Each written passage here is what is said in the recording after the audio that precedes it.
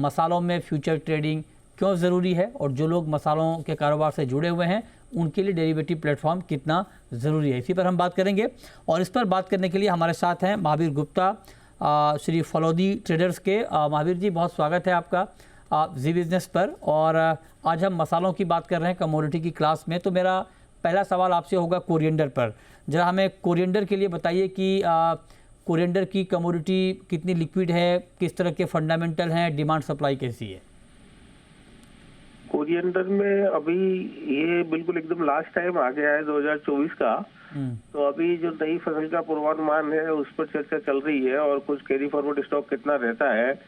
लेकिन अभी हम देख रहे हैं कि जो फ्यूचर ट्रेडिंग है या कमोडिटी एक्सचेंज जो भी इसमें है अभी एनसेएक्स, तो वो लोग अभी जो पार्ट प्ले कर रहे हैं। कभी भी इस टाइम पे डीमेट लगा नहीं है माल, लेकिन इस बार बहुत स्पीड से अभी डीमेट लग रहा है। जबकि जनवरी के बाद जो इसका महीना 2 महीना बंद रहेगा ये, तो सीधा अप्रैल में डिलीवरी मिलेगा। तो उस हिसाब से अगर हम देखें तो एक अच्छा मूवमेंट है इसमें अभी कि ये एनसीडीएक्स के उसमें डीमेट में जा रहा है। अच्छा। और एक कंजप्शन अगर चाहे या एक ब्लॉकिंग जैसे फंड स्टॉक की होती है, उस तरह से ये उसमें या डिलीवरी देंगे या अप्रैल में डिलीवरी होगा या सौदा बदला करेंगे, ठीक है, उस पर डिपेंड करेगा। अच्छा सर, ये बताएं कि कोरिएंडर के लिए डेरिवेटिव मार्केट कितना ज़रूरी है? जो एक्चुअल ट्रेडर हैं उनके लिए वायदा बाजार कितना ज़रूरी है, क्यों ज़रूरी है? वायदा बाजार आज की बहुत बड़ी जरूरत हो गई है, मतलब महत्वपूर्ण है भाई। कोई भी व्यापार में, किसी भी जिन्स के कारोबार में वायदा व्यापार जरूरी हो गया है।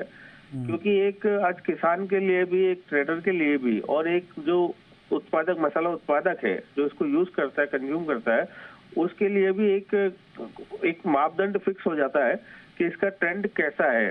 ये हमको ट्रेंड बताता है। कई बार 100 में से 2 बार ऐसा होता है कि ये गलत हाथों में आके और मिस यूज होता है इसका, लेकिन बाकी के टाइम में ये फ्रूटफुल रहता है किसानों के लिए, व्यापारियों के लिए। ओके, ठीक है। अब मैं आता हूँ जीरे पर। आप जरा बताइए कि भारत में जीरे का कारोबार कितना बड़ा कारोबार है, कितना प्रोडक्शन है, डिमांड सप्लाई कैसी है, और इसके लिए भी डेरिवेटिव मार्केट क्यों अहम है? जीरे में अभी इतना ज्यादा इसका प्रभाव नहीं देखा गया है। ठीक है, पिछले लास्ट ईयर 2022 में बाजार बहुत स्पीड से बढ़ा था। उसके पीछे एनसीडीएक्स में शॉर्ट जिसको बोलते कि शॉर्ट किया हुआ था, इसके कारण से कुछ लोगों ने इसको पकड़कर बढ़ा दिया था। लेकिन फिर भी अगर रेगुलर ट्रेड में देखा जाए तो आज जो जीरे की पैदावार है राजस्थान और गुजरात मिला के 50 से 55 लाख बोरी एक एवरेज मानते हैं हम, तो उसका कंजप्शन सबसे ज्यादा एक्सपोर्ट में है। डोमेस्टिक है लेकिन एक्सपोर्ट बहुत बड़ा है जीरे का। और उन लोगों के लिए अगर एनसीडीएक्स पॉजिटिव पार्ट प्ले करता है तो बहुत अच्छा उनको संकेत मिलता है आगे के व्यापार के लिए।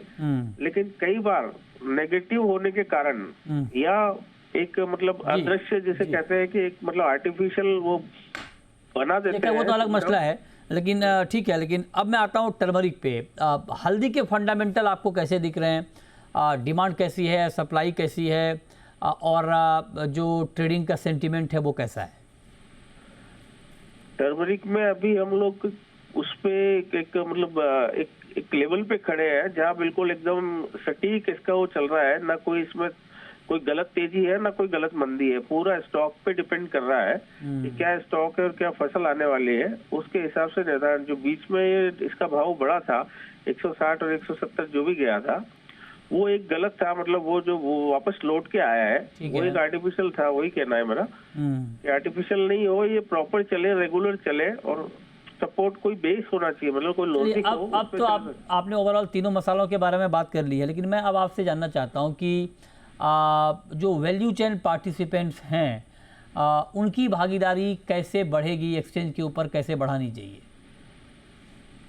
अगर ये सकारात्मक कार्य करता है और इस तरह के कोई भी गलत ट्रेंड को नहीं चुनता है तो ये बहुत अच्छा प्लेटफॉर्म है।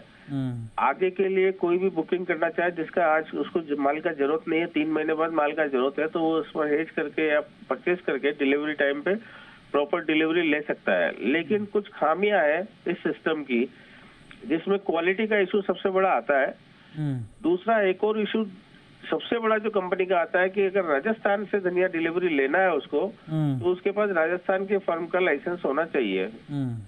अब सब मसाला वाले या जो भी निर्यातक है, उनके पास सब जगह हर राज्य का लाइसेंस होना मुश्किल है। तो कोई ना कोई ऐसा रास्ता निकालना चाहिए कि वो लोग डिलीवरी सीधे पैसा जमा करा के ले सके, किसी मीडिएटर या मध्यस्थी की जरूरत ना पड़े।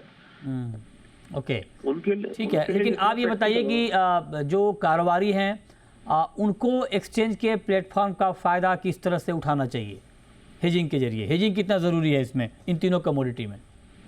हेजिंग आज के परिदृश्य में बहुत जरूरी हो गया है, क्योंकि वो लोग जो उत्पादक हैं इसके, जो मसाला बनाते हैं या निर्यातक है, आजकल ट्रेंड हो गया पूरा एडवांस सौदा होने का।